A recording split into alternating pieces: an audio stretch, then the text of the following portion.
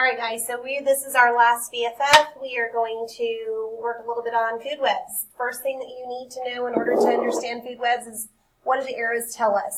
The arrows tell us where the energy is going. Where the energy is going. You might also see it referred to as energy flow. So, one thing we always need to pay special attention to are these guys right here. These are called our producers. Another word for producers is going to be an autotroph. Auto means, sorry, that's a T-R-O-P-H-S. Auto means self.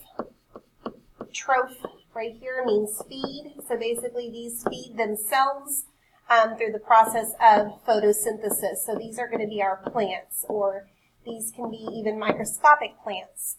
We do know that those are producers because you notice how all of the arrows are going out of it.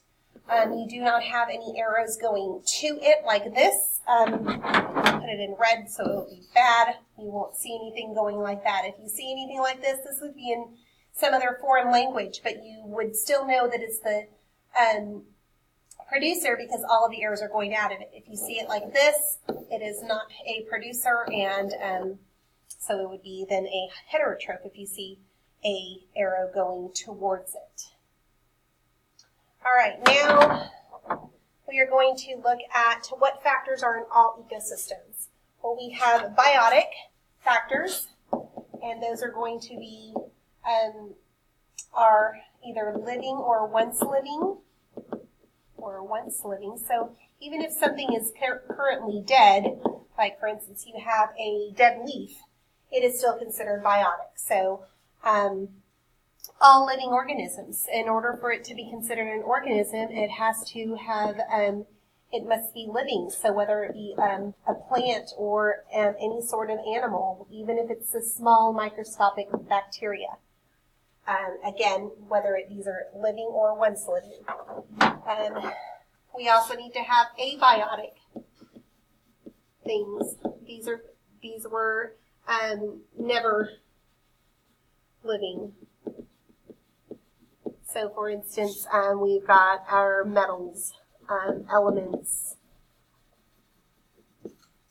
The most thing we need are our soil, our sun, water, air, rocks. Now, you might have living and biotic things living in the soil or in the air or in the water. However, the water, air, soil itself is considered abiotic. Now, how do these biotic factors and abiotic factors interact with each other? And also in terms of energy, we need air, sun, water, etc. in order to live. The energy of the sun is captured in autotrophs. And again, remember, an autotroph is a plant.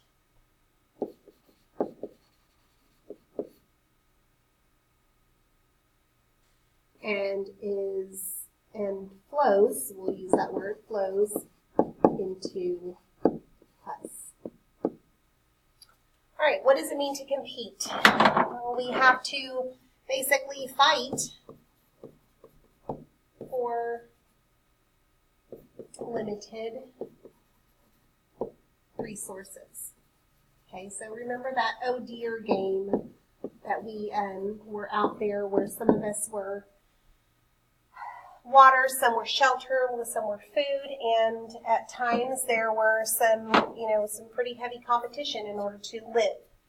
That happens the same way in ecosystems all around. All right, so name the ecosystems you know about.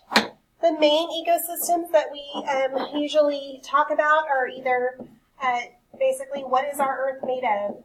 It is made of either land or water. So terrestrial, the word terra or T-E-R-R, like territory, is that is on land.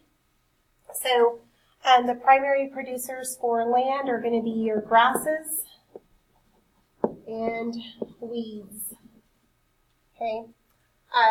The other type of thing that our earth is made out of is water, and they call that aquatic ecosystems. And so that's going to be in your water, whether it be salt water or fresh water. Our primary producer for that is going to be phytoplankton. There's two types of plankton. There's phytoplankton, which is a plant, and then there's zooplankton, and zooplankton is an animal. Think about what you go to a zoo for. You go to look at the animals. So this is not a producer. This would be considered a consumer. But this right here is our main type of producer in any aquatic ecosystem. Okay, so we have a desert or a terrestrial food web because, again, a desert is located on land. And what organisms would cause the ecosystem to collapse if removed? Okay, so guys, where do all of the energy comes from? Who? Well, those are our producers. As you can see, all of the arrows come out of there. So if we don't have the initial energy right here, then the whole thing is not going to survive. So it's going to be my producers. Again, my producers.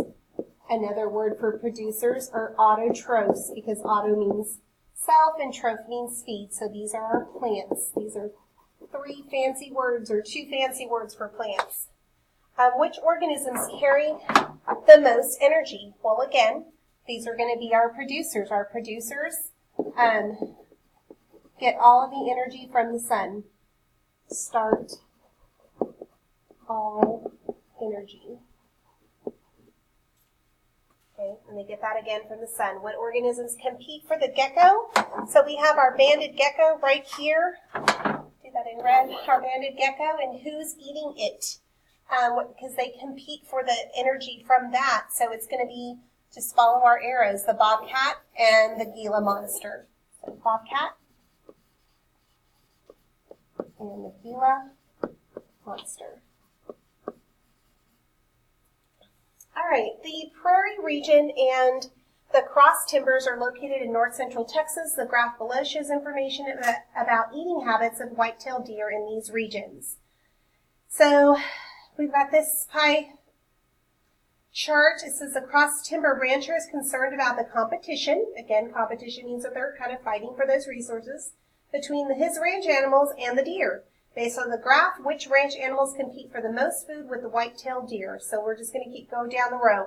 Cattle that eat grass and feed. Okay, so I've got grass and feed is we've got 12% of grass, and feed right here is 5%. So if I add those together, that's 17%. Goats that eat weeds and shrubs. So weeds are 20%. Shrubs are, where am I? Right here at 36%, so that is a total of 56%. Turkeys that eat seeds and fruit, so seeds and fruit are all together right here at 20%, so those are together, so there it's done. And hogs that eat fruit, seeds, and feed, so fruit and seeds are 20% together, and feed is 5%. So a total of 25%. So which ones are going to, the goats are going to suffer because they're eating over half of, the deer are eating over half of what they eat as well. So they're going to compete the most. Answer is B. Okay guys, so flashback here. Seasons are caused by revolution of the earth around the sun, and the tilt. If it is not for that tilt, then they're not going to have more hours of daylight or less hours of daylight. Night and day are caused by the rotation or spinning. Okay? Please make sure, guys, that you know the difference between rotation and revolution. They will, to try to mess you up, they will put those as both answer choices out there. All right, next one. Which of these correctly describes the relationship between organisms in the soil food web below? Again, this would be a terrestrial food web because it is on land. And so we've got, do protozoa get nutrients from small arthropods? Here are my protozoa. Here are my small arthropods. There is no arrow going to there, so that one is incorrect. Mammals are predators of birds, so here are my mammals, here are my predators. Again, there's no arrow right here, so that is incorrect. Nematodes prey on arthropods. So I've got nematodes. I've got a couple of them. I've got small nematodes here. I've got arthropods here. I've got arthropods here. I've got nematodes here. Are the nematodes preying on the arthropods? Well, actually, no. It's the other way around. The energy of these nematodes are going to the arthropods. So it's that the arthropods are preying on the nematodes. So this one is incorrect, which leaves us with this one. Bacteria, right here, get nutrients from organic matter. Okay, we know that this arrow right here shows that energy is going from the organic matter to the bacteria, which therefore the bacteria get nutrients from the organic matter. D is a correct answer. In the aquatic food web below, again, aquatic means water, which two organisms have a predator-prey relationship? Okay, so shad and sturgeon. So here are sturgeons and here are shads. Again, there's no arrow here, so it's not going to be that one. Sturgeons and blue crab. Again, no, here's my blue crab. No arrow going in this direction, so it's not that one. Blue crabs and Wranglia clams right here. So there is an arrow here. Are the blue crabs the predator and the Wranglia clams the prey? Yes, it's because we have the clams. The energy from the clams are going to the blue crabs, so I like this one. And the next one, copepods and amphipods. So copepods and amphipods, again, no arrow going here. So the correct answer is going to be H. Number 4, in a forest, two trees are growing next to each other. One is growing strong and tall. The other appears weak and small. So the fact that they're next to each other kind of gives us a clue. So we've got two trees growing right next to each other. Okay. They're kind of right up on top of each other. One is growing really small and the other one is growing tall. So I'm just actually going to redo that. So we've got one going really good and the other one going weak and small. Why? They're right next to each other. What do trees need in order to survive?